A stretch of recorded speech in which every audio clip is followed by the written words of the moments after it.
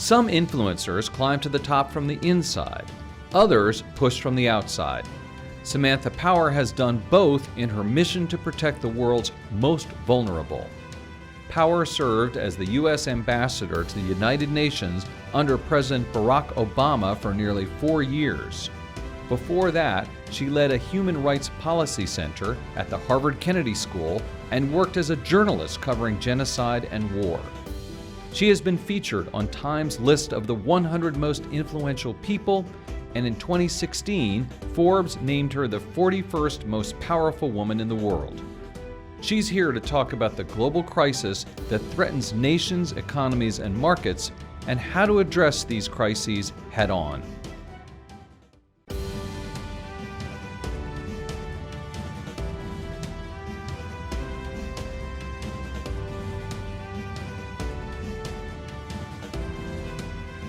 Hello everyone, and welcome to Influencers. I'm Andy Serwer, and welcome to our guest ambassador, Samantha Power, former U.S. ambassador to the United Nations and currently a professor at Harvard and author of a new book, The Education of an Idealist. Ambassador Power, welcome. Thank you. Want to talk about your book in a minute, but also want to ask you about some current news, and that is that President Trump seems to have fired National Security Advisor John Bolton. Do you think that that helps or hurts U.S. foreign policy? Well, instability in the world is never aided by instability, at the center of the government that is the most powerful in the world. And this, with John Bolton's exit, Trump will be looking for his fourth National Security Advisor in under 3 years. The job is so important. I've seen it firsthand. When a crisis happens, this is the individual who brings together the intelligence community, the Defense Department, Treasury Department, your diplomats to try to diffuse a crisis. It's the job it's the individual who talks to the president in principle when he wakes up in the morning and before he goes to sleep at night. It's meant to be an incredibly calming presence, and it hasn't been that in the case of John Bolton's tenure. But I think, we even see in the form in which this firing/resignation occurred, a deeper problem, which is nobody knows what's true anymore. Nobody knows whether what the president said is accurate, inaccurate. So Trump said, I fired him. John Bolton said, no, actually, I resigned or tried to resign. And, when America's word is contested, when it's questioned, that's not good for our national security, irrespective of who the National Security Advisor is. I want to ask you a little bit about China and the trade war, and that seems to be escalating rather than being resolved. What is your take on how effectively President Trump has handled the relationship with China? Well, China, I saw firsthand, is rising, is going to continue to rise. President Xi is interested in flexing China's muscles in a way that he wasn't even just several years ago. You see every year more assertiveness at the UN, more deployment of Chinese military forces, for example, as part of a peacekeeping presence internationally. And you see, I think, President Xi now feeling like he's bargaining from a position of strength in the trade war as he sees the economic figures in the United States, some of the deep underlying structural worries that so many people have here, including in Trump's inner circle. So my biggest concern, though, is sort of less the state of play in the very moment and more the people who are getting hurt in the United States and people, the very people who actually probably were part of the constituency that brought President Trump to power, who thought that he was going to be somebody looking out for them. You're seeing jobs, work, production migrate to other countries besides the United States, countries like Vietnam benefiting from the tariffs and products and prices going up in this country in a way that's going to just hurt the ordinary consumer. So I think it's worrying, and I think going into election year, you see President Xi kind of sitting back and feeling as if the bargaining advantage shifts into his corner. Do you expect a resolution before the election? It depends on how much President Trump is willing to concede, how much face he feels like he's going to lose. But I know one thing, and that's that President Trump will put his own political fortunes above the welfare of the workers that he claimed to be representing. And it sounds like you think that President Xi might have the stronger hand at this point. Well, I think it's shifted a lot over time, and as again, these underlying concerns about the economy surface, There's some evidence that President Xi's line is getting harder and harder as time passes, but it's not doing any favors for the Chinese economy either. So this is just a sort of mutually assured destruction at the present, and it's a shame that it wasn't handled in a more professional way from the beginning. And an adjacent issue, Hong Kong. Yes. What do you anticipate happening there, Samantha? Do you think the Chinese military might intervene? I'm worried about that. One of the stories I tell in the book is of my own kind of political awakening back in 1989. I was a college freshman when I watched Chinese students, come into Tiananmen Square, so hopeful, believing that they had a chance to protest, to express themselves, potentially to demand freedoms and actually see those demands realized. And then I was an intern in the sports department at the CBS affiliate in Atlanta, and on the CBS feed came the footage from Tiananmen Square as the Chinese tanks rolled in and crushed those protests. So I personally, have not the people who have the worst memories of the people who were in the square, but it's clear that China has been prepared to be very ruthless in the past on the mainland when it comes to political protests. If President Xi decides to go in even more coercively than Chinese-backed security forces have already, I think it's going to be not only horrible for Hong Kong, because once you've tasted the kinds of freedoms that the people in Hong Kong have grown up with, you're not going to surrender those freedoms, even if tanks come storming into your neighborhood. But it's also going to be very dangerous for China because, and really for the China model, which President Xi has tried to sell to so many countries around the world. The claim is you can have booming economic growth, no social problems, and you can run a tight ship. You can, sort of repress people, but you do it in a way where it doesn't come back. It doesn't blow up in some very dramatic way. With Hong Kong, if China handles Hong Kong in a much more aggressive way, as I worry they will with time, that's going to do more than violate the rights and harm the welfare of tens of thousands, hundreds of thousands, millions of Hong Kongers.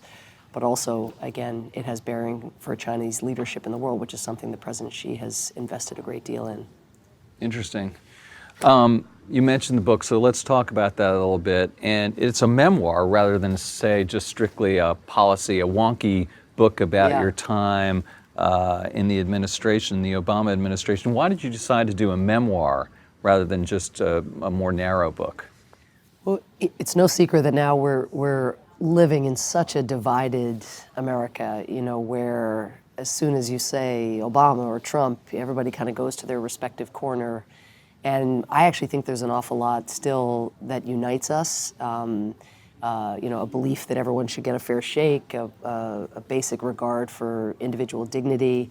And yet the only way to get a hearing, in a way, about America's inclusivity, about the need for global cooperation, I think, is to tell a good story. And so I decided to go back to my journalistic days and try to mine my own life for moments that were reflective of larger issues that are facing our country and our people today.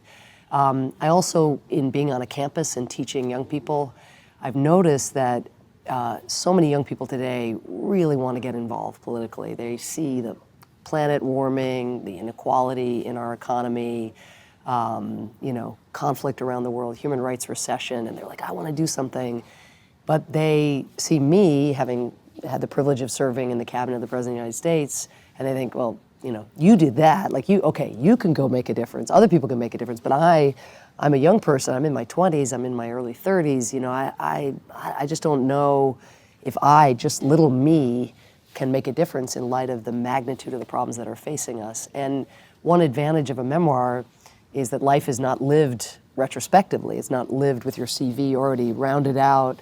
It's lived prospectively, where you stand at a number of crossroads with all kinds of doubts about whether you can make a difference. And many of the same thoughts that the young people I meet today were thoughts that I had.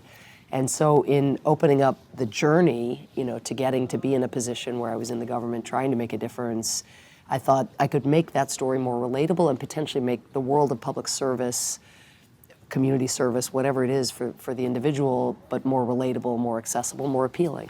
I mean, it's an amazing story. You came from Ireland, you lived in Pittsburgh, then you went to high school in Atlanta and then to Yale. When did you stop feeling like an immigrant and feeling like an American? Or is there that feeling? You never, I don't know how other immigrants feel, but you always have your family, my whole family other than my mother and my younger brother and my stepfather who came over with my mother from Ireland. Everybody else lives in Ireland. And so, I never stop hearing about the United States' virtues or our mistakes from my family members in Ireland. I never stopped, when I was a kid, even getting access to a perspective on America that was that of a small country, an island country in the face of climate change these days. So, as long as you have those voices kind of keeping you honest and reminding you how you project in the world or what you're doing, I think it's extremely valuable. But as a lifelong baseball, not even fan, but kind of addict, as soon as I threw my lot in and started walking around with the big league chew in my, in my cheek when I was a kid and ripping open my Topps baseball cards, I adapted pretty quickly, as so many immigrants do. So wait, Red Sox, Braves, or Pirates? Pirates to start, then I had an American League slot vacant, and I made room as my poor small market Pirates got left in the dust by these, large, with there are teams in baseball that are like permanent members of the Security Council. They're almost like veto wielding members of the Security Council. And living in Boston, I of course loved Fenway and loved the Red Sox as well. Right. I've never heard baseball metaphorically likened to. That's and just a couple more things about growing up. I mean, when you were in Atlanta, there was busing at your high school, and busing has come back into the campaign as it pertains to Joe Biden. What's your take on that? Well, my experience of it, which I write about in the book, is just that for me, it made my educational experience so much richer. The perspectives I was hearing were ones I wouldn't have gotten in my suburban high school, but because half my class were kids who were bused from very, very difficult circumstances to my school, I benefited. But what struck me was, the kids who had to come on the bus had to get up 2-3 hours earlier than I did. They'd get home at 10 or 11 o'clock at night. There weren't accommodations made for what they were going through to get the privilege of the better schooling. And so it was a mixed experience, and it's really, it's fine for me to get something out of it, but it's really a question for them and whether they feel, all things considered, that it was the right thing. Oh, interesting. So you're sort of equivocal about whether it's a good thing or not. Well, it was great. Again, for it you. was great for me. Right. But I really, it's for them to say. Okay. The and people then who were bused. Right. And you mentioned, of course, that you're a journalist. Yeah. And made this transition to government. What was that transition like? Intruder alert. Right, what am I doing in the Situation Room? And I felt, and I write about this, that people were suspicious maybe of me thinking that, since so many of my close friends and former colleagues were journalists, that if there was a leak, that it inevitably had to be me, and I was, I had to have a Chinese wall with all of my friends where they could tell me what they thought we should be doing about various things, but I couldn't tell them anything about what was going on. But it was amazing how quickly, in retrospect, you just sort of figure it out. It's in a way like being an immigrant or moving from Pittsburgh to Georgia. There's a new lingo, there's a new way of operating, and to try to get the job done that I was there to do, I had to learn all these new phrases and this sort of bureaucratic speak, and suddenly all these really quite horrible phrases in retrospect are kind of rolling off the tongue, and so it's taken me a while actually since I left government to retrieve my normal way of talking and interacting, and it's just bureaucraties sort of seeps in.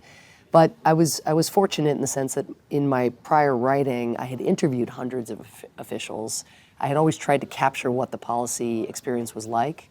And so to be in the room, it was unfamiliar in the sense that I'd actually never been there before, but the dynamics, the idea that you'd have a bargaining advantage if you were the military arguing about the need to provide military assistance, and that it would be challenging as the president's human rights advisor to get your views, at the center stage. None of that was surprising.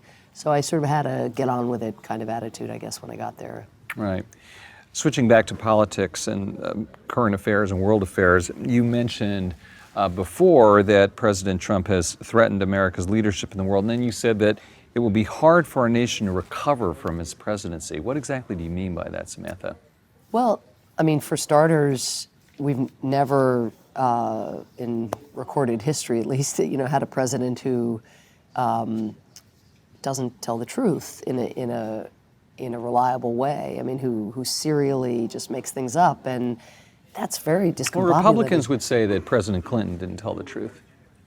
And they would probably be able to count those instances, on one hand. Whereas, we're in the hundreds or the thousands. I don't even know what the average number of falsehoods is per day, but it's extremely high. We've even had several already today, I believe. But beyond that, because that's a credibility issue for an individual, but also in undoing so much of the work that was done by, as it happens, the administration that I was a part of, but any prior administration, it raises the question of when even the Trump administration negotiates an agreement with a foreign government or with, let's say, with a non-state actor like the Taliban, what is that going to mean for the terms of that agreement if the individuals on the other side of the table have no sense that America's word is one that will be sustained over time, that will be respected? So there had been a kind of convention that even though there are vast differences among Republicans and Democrats on a whole host of issues,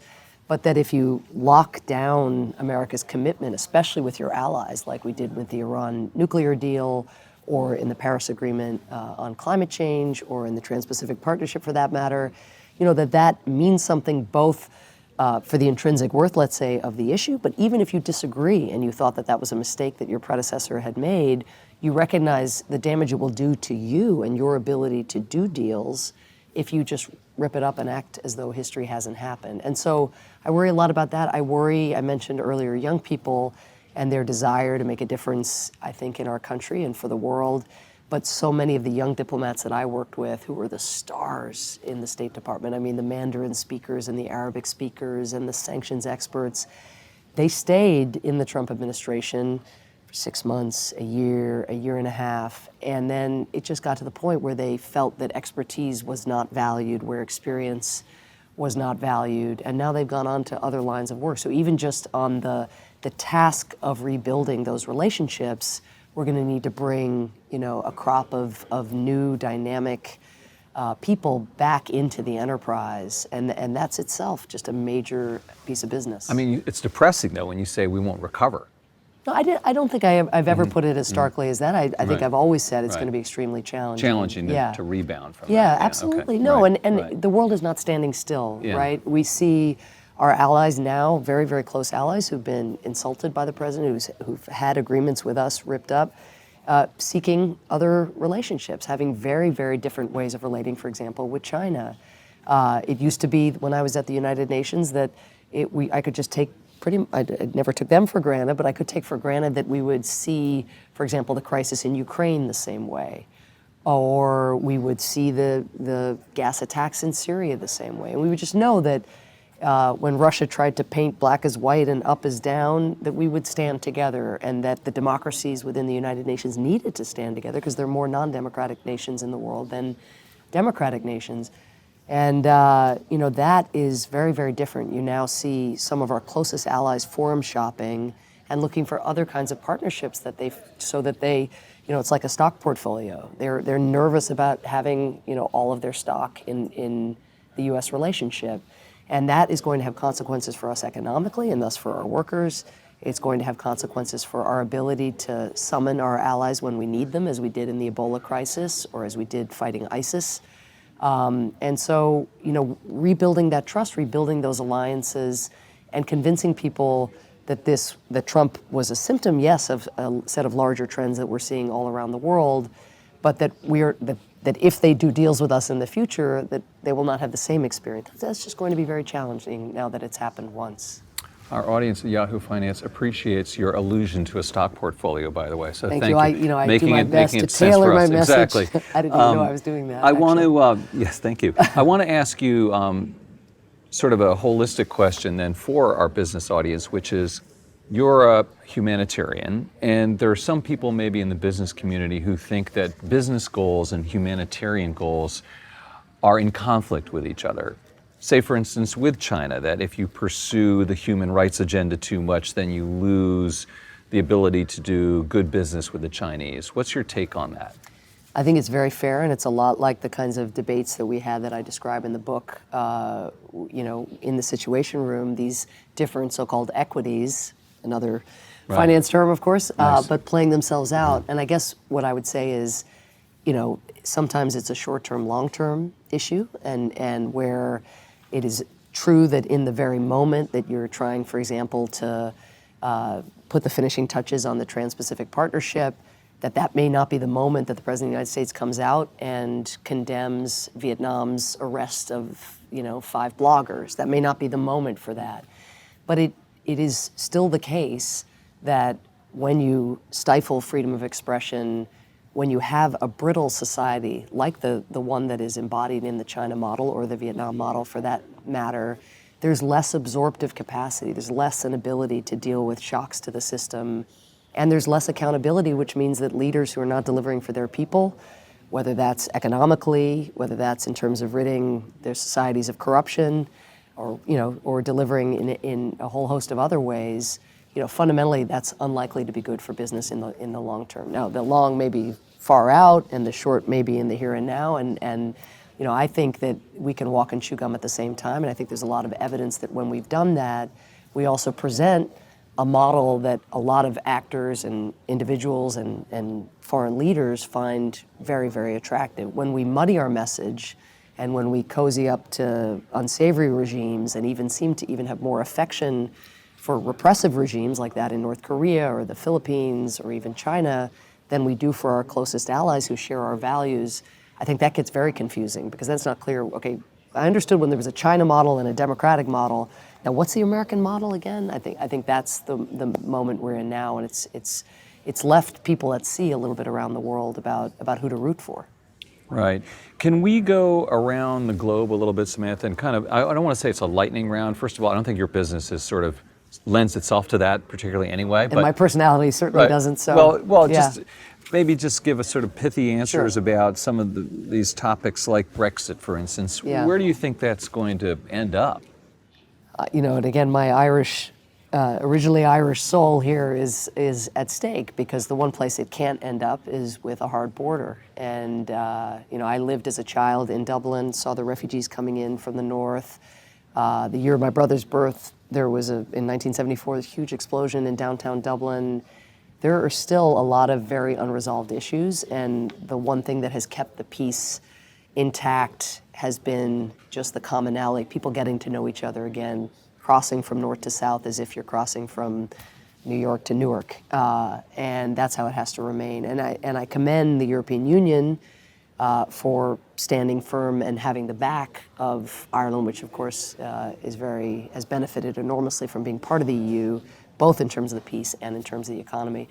I don't know. I don't think that a no-deal Brexit is something that anywhere near a quorum of parliamentarians or even a plurality of Britons would support. I mean, the economic consequences for that country would be so dire. My hope is a second referendum. I think there's a huge amount of buyer's remorse in the country, and the very people, the swing voters who at the last minute, decided, having been undecided, to throw their weight behind Brexit are the ones who stand to lose the most from what lies ahead, if it happens. Maybe some news in Iran happening again with Bolton out that maybe Trump will meet with Rouhani. What's your take there? I mean, I wish we would just talk less about, not you and me, but just in general, less about big highfalutin meetings and photo ops. I mean, we as part of the Obama administration made the case that we should never negotiate in fear, but should never fear to negotiate. We're absolutely for engagement of regimes who are doing the wrong thing, as Iran is doing now in reigniting aspects of its nuclear program, but also in its support for terrorists and its fomenting of instability, its crackdown domestically. I mean, there's plenty to talk to Iran about and to condemn Iran for, but to go from 0 to 60, to have Trump and Rouhani meet, as happened in North Korea, as we saw in North Korea, when you haven't done the legwork, when you haven't done the preparation, when you don't know why you're there, other than to be able to tweet a photo of having been there, that is not a recipe for foreign policy success. So North Korea, kind of a failure? Look, I mean, absolutely a failure when it comes to denuclearizing the peninsula, which is all of our shared objective. But that's a very difficult goal to achieve. Right. Like, one has to concede the degree of difficulty on that is as high as it gets in foreign policy.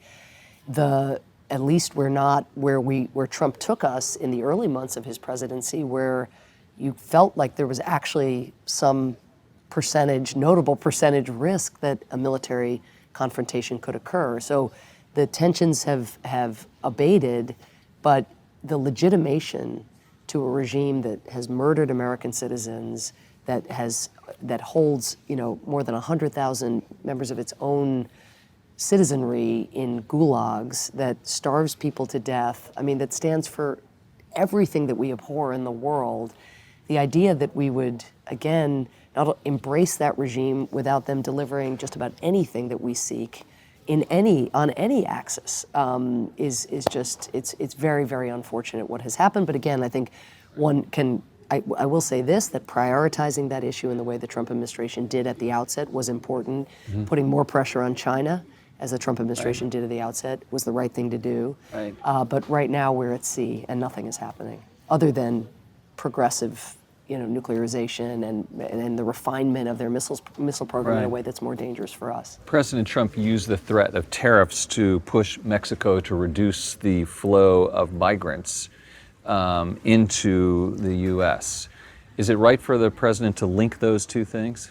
I give you another example of linkage, because the linkage is happening all over, and it's just deeply problematic. In the case of the China tariff negotiation, you've seen President Trump talk about Huawei and how, hey, if things progress, we'll throw that into the deal as well. We'll shift our policy on Huawei and all of us will get along again. That's at the same time we have gone around the world to our allies and urged them not to put Huawei technology in their infrastructure, in their technological infrastructure, because it is a national security threat.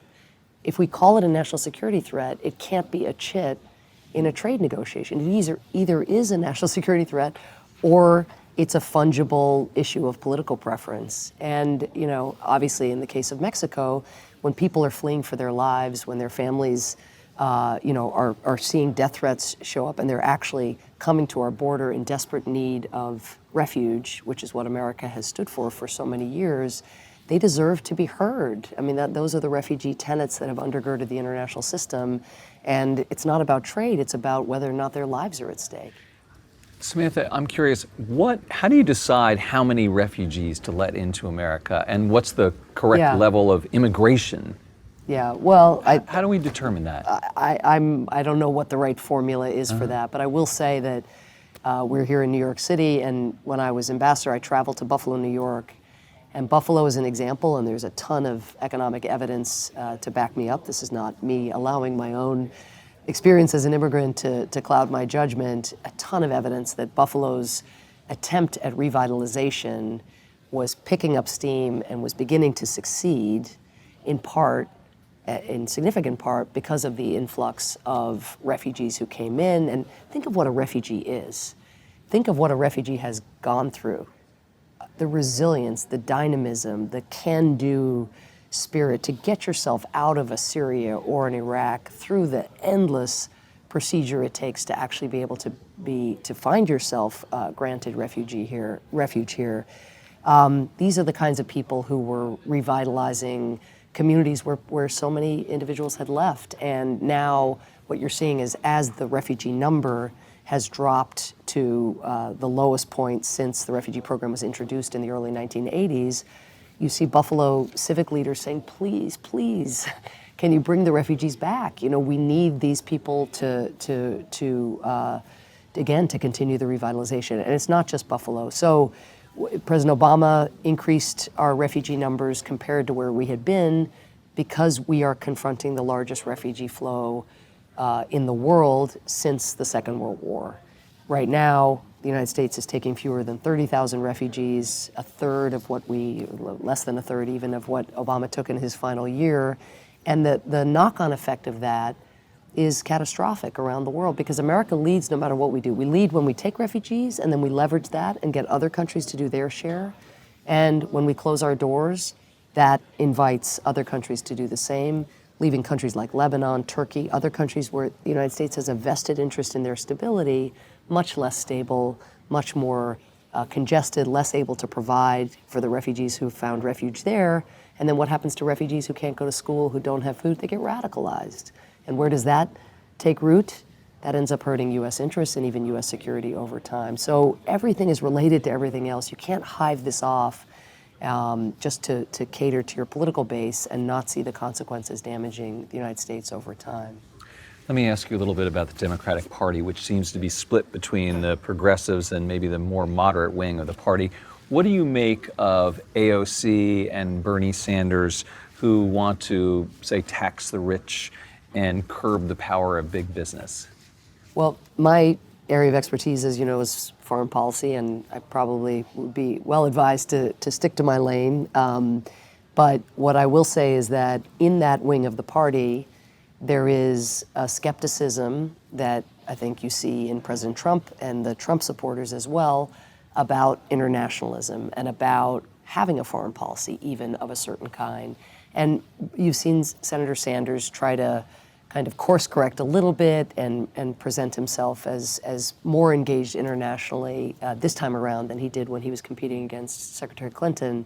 But I think one of the reasons I wrote the book that I did is, and it's one of the reasons I wrote a memoir instead of a wonky political book, policy book, is that I do think elites have been speaking to one another for too long, and that whatever consensus might have existed 70 plus years ago about the United States undergirding the international order from which we do benefit enormously, that consensus has frayed or broken down entirely. And the fact that there could be overlap among people who support Donald Trump on the one hand and people who support AOC on the other, I think is a reflection of that. Just a deep skepticism that America can do good in the world, and a sense that the world, and I'm not saying AOC holds this view, but that sort of America's gotten a raw deal, by being a country that has had a role in global stability for so long, or by being the country that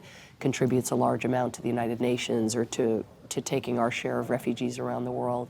And so I think it's really important to have that conversation, and for Democrats and Republicans alike to go back to first principles and explain, why does it matter, in fact, to make emissions reductions? Why does that matter? Your flood insurance is going to go up because of the extreme weather events that we're having.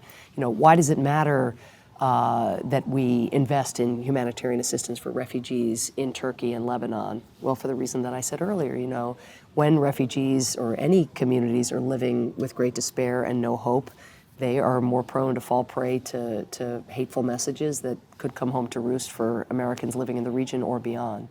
In your book, you say you didn't always agree with Senator Biden, but that you had a good relationship with him. Do you support his Vice President Biden, when I knew him? Right, Vice President, right? Yes. Exactly. Okay, Vice President. Yeah. Do you support his bid for the presidency? And if not, then who? I'm not in the endorsement business, but I have great affection for Vice President Biden.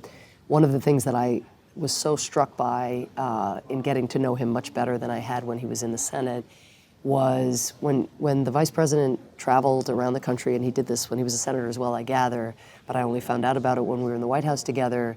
When he meets somebody who has suffered a loss of a loved one, and he does his Biden thing, tactile and warm and deeply empathetic, he more often than not will give the person his cell phone number, and he'll say, "Look, I've been there. If you have no place else to turn, here's my number. You can call me." He must have a lot of numbers on his phone. Well, I mean, Right? but to see him, take calls from people who are relative strangers just to offer that kind of consolation. He's a big-hearted Irishman, and I have nothing but respect for him. So would you get back into government and elected office? Would you ever run for office, Samantha, or would you rather get appointed? It's a hell of a lot easier to get appointed. Yeah. I would love to get back into public service. I mean, the story I tell is of one of getting to try an awful lot of careers somehow. I can't make up my mind. My mother's like, when are you going to decide when you want to be when you grow up? But I've been incredibly lucky to be a professor and to be a journalist and to be an activist, and then to to be a diplomat, and I've just never found work as, I found all my different incarnations incredibly rewarding in their own way, but to actually be able to harness the great things about this country in the U.S. government was the greatest privilege of my life. And even though we made mistakes, which I document in some detail, the difference you're able to make in those jobs is profound. And so I'd love to do something like that again. All right, we will stay tuned. The book is The Education of an Idealist. Ambassador Samantha Power, thanks so much for joining us. Thank you. You've been watching Influencers. I'm Andy Sertwer. We'll see you next time.